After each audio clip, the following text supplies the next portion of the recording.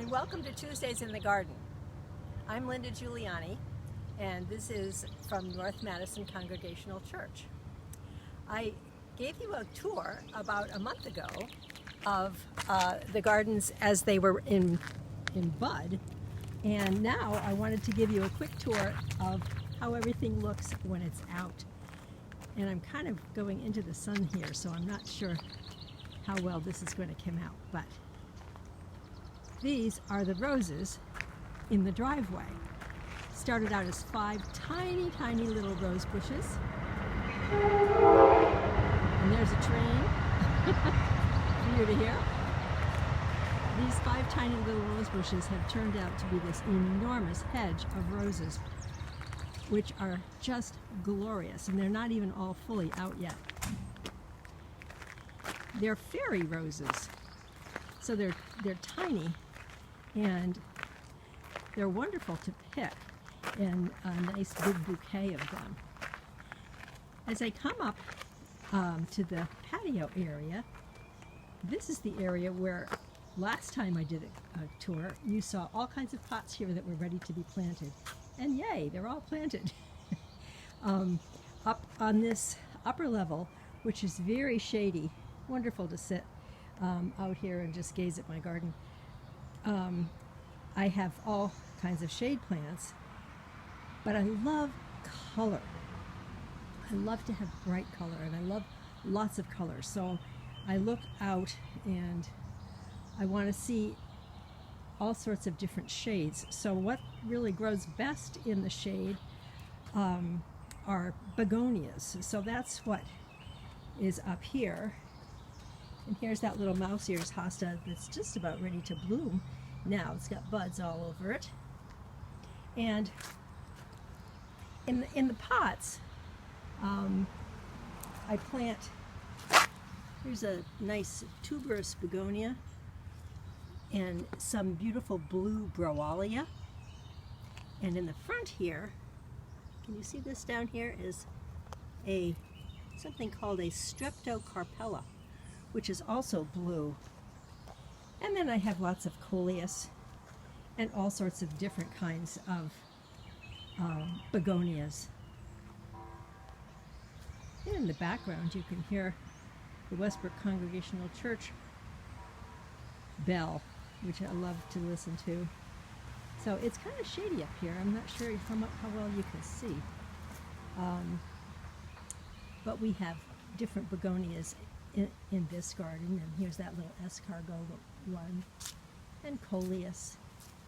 But now I'm going to head over to the sunnier garden on the upper level here, passing by this amazing evening primrose that is like sunshine even when the sun isn't even out. That has totally taken over this area, but it's so pretty. But coming over here, this is what is amazing on this side of the garden. These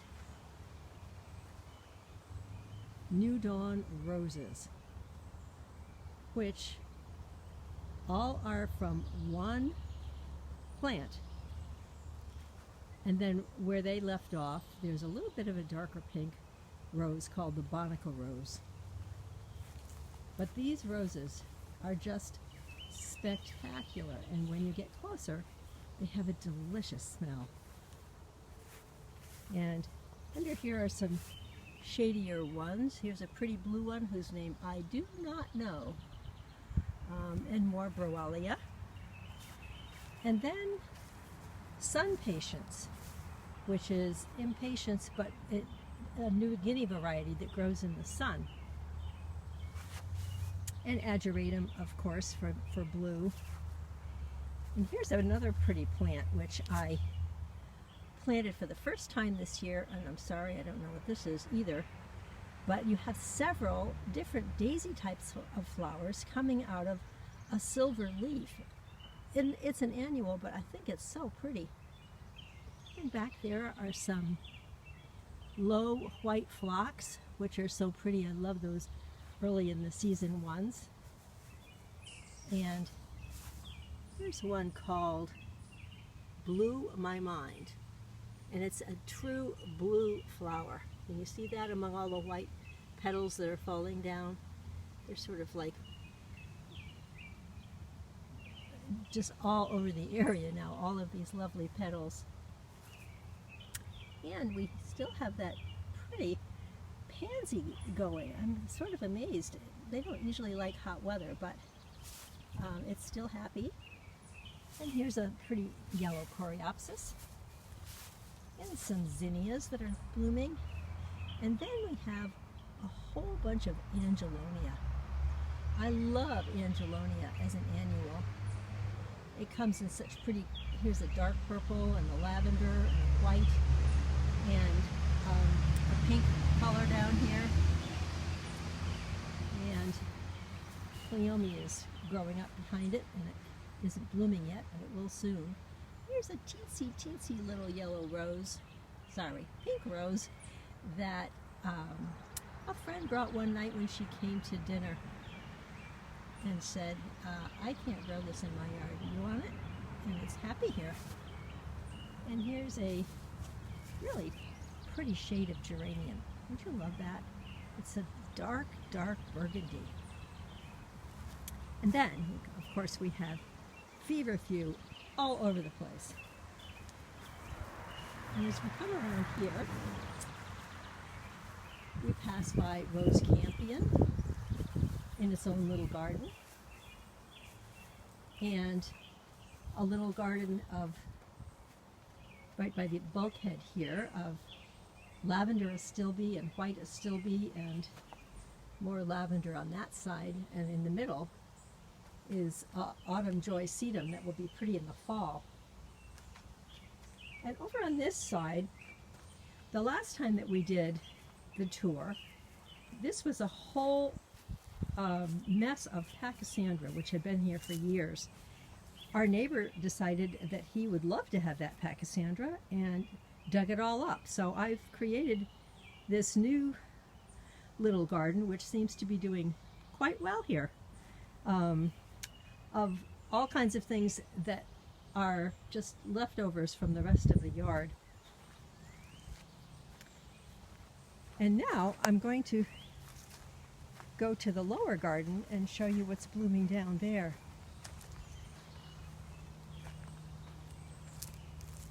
June is such a beautiful time for gardens.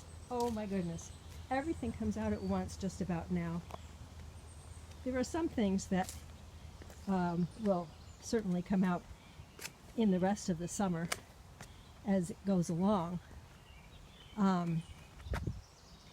But that's the nice thing about annuals, is that there's always color no matter what the perennials are doing.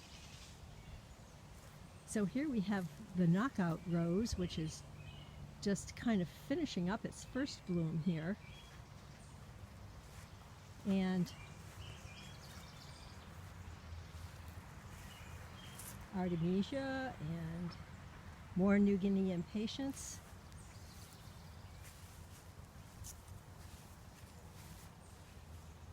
And more of this lovely evening primrose, and a whole bunch of Shasta daisies, which are about ready to pop.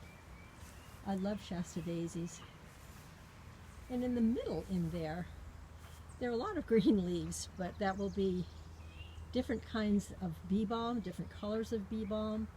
There is Cleome in there.